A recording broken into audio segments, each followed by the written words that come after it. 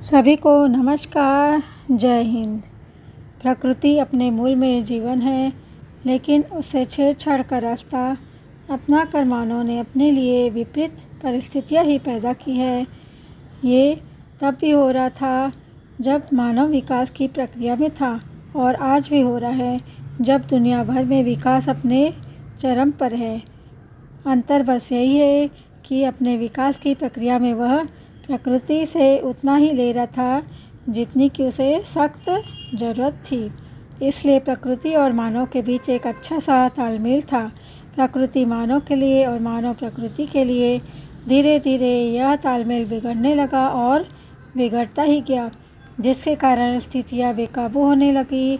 आज के दौर में हम मानव इतने स्वार्थी और लालची बन गए कि अपनी बढ़ती आवश्यकताओं पर रोक लगाना हमारे बस की बात नहीं रह गई है। हम अपनी हर छोटी बड़ी आवश्यकता की पूर्ति के लिए प्रकृति पर आश्रित हो गए हैं। हवा, पानी, भोजन जैसी जीवन रक्षक चीज़ों से लेकर भोग विलास की चीज़ें भी प्रकृति की गोद में तलाशने लगे हैं। हमने पहाड़ी वादियों में एक से बढ़कर एक पर्यटन स्थल खोज निकाले हैं, और अपने हिसाब से पेड़ों और पहाड़ों को काटकर सड़कें, होटल और होमस्टे यानी घर में ठहरने की व्यवस्था और भी न जाने क्या क्या बना लिया है।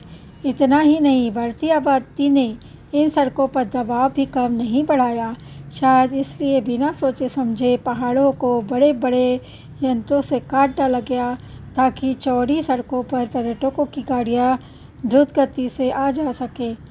कश्मीर के श्रीनगर में स्थित डल झील के स्वच्छ पानी और उस पर चलने वाले शिकारे के बारे में सबने सुना होगा। शिकारे आज भी है, पर पानी स्वच्छ नहीं रहा। पानी का गंदला रंग देखकर किसी का भी मन दुखी हो जाएगा। डल एक प्राकृतिक झील है जो सदियों से पर्यटकों को आकर्षित करता आया है। इसकी न केवल पर्यावरण संरक्षण में भूमिका है, बल्कि स्थानीय लोगों को रोजगार प्रदान करने में भी उसकी अहम भागीदारी है। इस असलियत से हम बिल्कुल बेपरवाह है। उसके रखरखाव की चिंता करने की जगह उसका बेदर्दी से दोहन किए जा रहे हैं। झील पर खड़े हाउस बोट्स यानी घर जैसे नाव के नीचे का पानी कुछ ज़्यादा ही गंदा हो चुका है, क्योंकि उसमें सैकड़ों हजारों प्लास्टिक की पन्नियाँ और बोतलें फंसी हुई दिख जाती है। इतना ही नहीं, सोनमर्रा के रास्ते में धूल ही धूल देखी जा सकती है, क्योंकि चारों तरफ निर्माण प्रक्रिया चलती रहती है। पहाड़ों से घिरे हरियाली में भरे इलाके में आकर भी लोगों को चेहरे पर मास्क लगाने की ज़रूरत पड़ सकती है। ध्वनि प्रदूषण भी बिल्कुल शहरों जैसी। गाड़ियों का हॉर्न लगातार बजता रहता है। भीमताल जाने वाले रास्तों में भी ऐसी ही निर्माण प्रक्रिया चलती दिख जाती है। ये कहानी केवल कश्मीर और भीमताल की ही नहीं है, बल्कि मोटे तौर पर सभी पहाड़ी क्षेत्रों की यही स्थिति है। यही कारण है कि पहाड़ों में प्राकृतिक आपदा बार बार आने लगी है।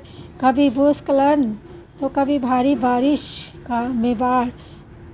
जब भी ऐसा होता है तो जान माल को भारी क्षति पहुंचती है। हाल में हिमाचल प्रदेश और उत्तराखंड को ऐसी ही तबाही का सामना करना पड़ा है। हजारों घर, स्कूल, सड़कें, पुल, बैंक, दुकान अचानक आई बाढ़ में बह गए। आपदा प्रभावित क्षेत्रों को देखकर ऐसा लगा जैसे भीषण आक्रमण हुआ हो, जिसमें सब कुछ तहस नहस हो गया है। ठीक उसी प्रकार कई मैदानी इलाके भी बाढ़ की चपेट में आ गए। देश की राजधानी दिल्ली समेत उत्तर प्रदेश, पंजाब आदि कई राज्यों में भी ऐसा ही बुरा हाल होता है। यमुना नदी का जलस्तर इस साल इतना बढ़ गया कि नदी के निचले हिस्से में बसे लोग भारी संख्या में रातों रात बेघर हो गए। किसी ने कहा है कि नदी ने अपना रूप धारण कर लिया, तो किसी ने कहा महाविनाश रूप।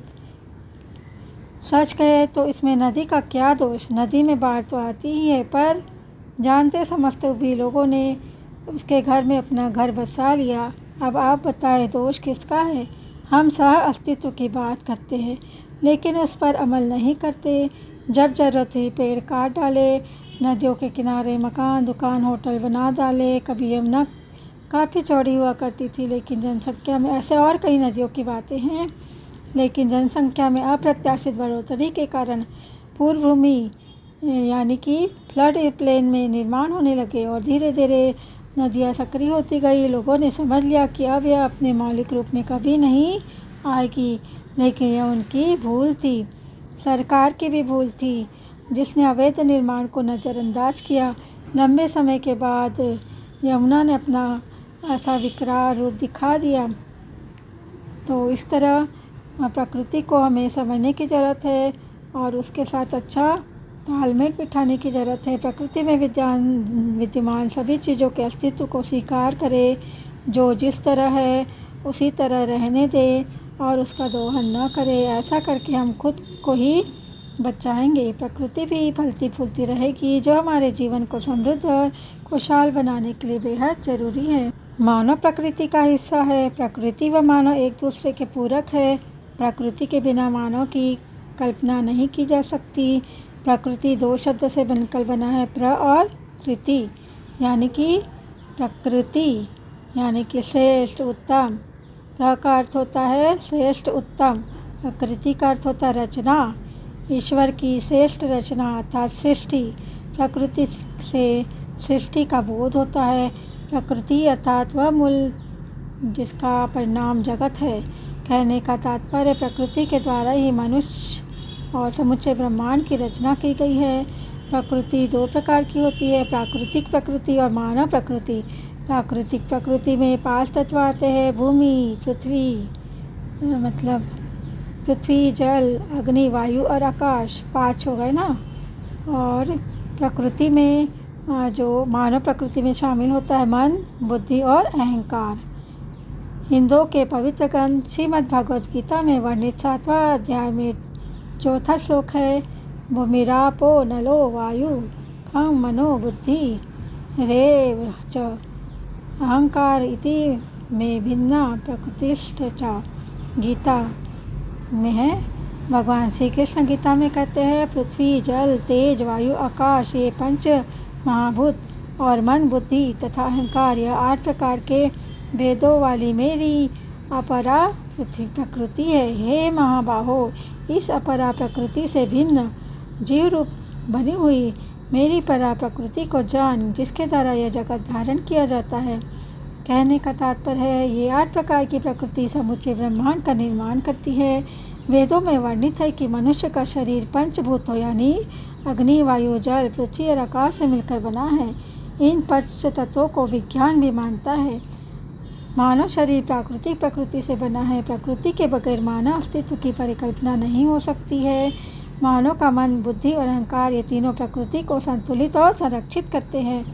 प्रकृति और मनुष्य के बीच बहुत गहरा संबंध है।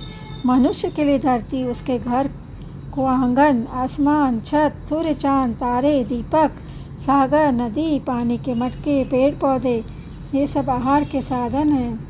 इतना ही नहीं, प्रकृति मनुष्य के लिए प्रकृति से अच्छा गुण नहीं है। आज तक मनुष्य ने जो कुछ हासिल किया है वह सब प्रकृति से सीखकर ही किया है। न्यूटन जैसे महान वैज्ञानिकों को गुरुत्वाकर्षण समेत कई पाठ प्रकृति ने सिखाए हैं। तो कवियों ने भी प्रकृति के सानिध्य में रहकर एक से बढ़कर एक कविताएं लिखी। आम आदमी ने प्रकृति के तमाम गुणों को समझकर अपने जीवन में सकारात्मक बदलाव किए।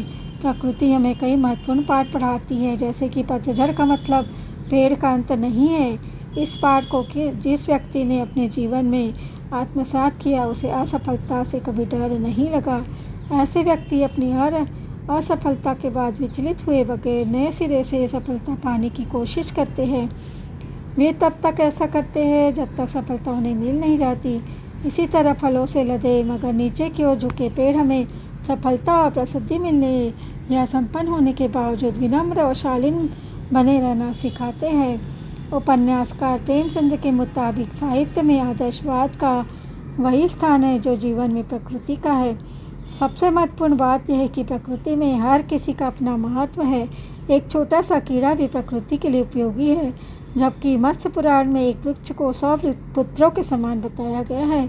इसी कारण हमारे यहाँ वृक्ष पूजने की सनातन परंपरा यही है।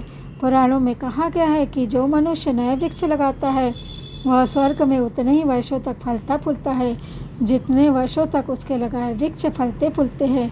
प्रकृति की सबसे बड़ी खासियत यह है कि वह अपनी चीज़ों का उपयोग स्वयं नहीं करती। जैसे नदी अपना जल स्वयं नहीं पीती, पेड़ अपने फल खुद नहीं खाते, फूल अपनी खुशबू पूरे वातावरण में फैला देते हैं। इसका मतलब यह हुआ कि प्रकृति किसी के साथ भेदभाव या पक्षपात नहीं करती, लेकिन जब मनुष्य से अनावश्यक खिलवाड़ हुआ तब उसे गुस्सा आता है, जिसे वह समय समय पर सूखा, बाढ़, सैलाब, तूफान के रूप में व्यक्त करते हुए मनुष्य को सचेत करती है। जल, जंगल और जमीन विकास के पर्याय है। जल, जंगल और जमीन तब तक है जब तक मानव का विकास होता रहेगा। मानव जो छोड़ते हैं उसका पेड़ पौधे लेते हैं, यानी कि कार्बन डाइऑक्साइड, और जो पेड़ पौधे छोड़ते हैं ऑक्सीजन, उसको मानव लेते हैं। जल, जंगल और ज़मीन से ही जीवन है। जीवन ही नहीं रहेगा तो विकास नहीं कैसे होगा, यानी कि बिजली, सड़क आदि किस काम के नहीं होंगे। समुदाय का स्वास्थ्य ही राष्ट्र की संपदा है। जल, जंगल और ज़मीन को संरक्षित करने के लिए मन का शुद्ध होना बहुत ज़रूरी है। मन आंतरिक पर्यावरण का हिस्सा है और जल, जंगल और ज़मीन बाह्य पर्यावरण का हिस्सा है। जैविक आपदा और प्राकृतिक आपदाओं का कहर ये साबित करता है कि मानव ने काफ़ी लंबे समय से प्रकृति के साथ खिलवाड़ किया है। पूरा विश्व प्राकृतिक और मानव निर्मित आपदाओं से सहमा हुआ है। इन आपदाओं ने मानव अस्तित्व पर गहरी चोट दी है। आपदाओं से बचने के लिए हमें अपने चारों ओर के वातावरण को संरक्षित करना होगा और उसे जीवन के अनुकूल बनाए रखना होगा। ये हम कह सकते हैं कि मानव जीवन का अस्तित्व जो है वो प्रकृति की गोद में ही पलता बढ़ता है। तो सभी अपने आसपास पेड़ पौधे लगाए और प्रकृति का दोहन कम से कम करें। वीडियो में बने रहने के लिए आप सबका बहुत बहुत धन्यवाद।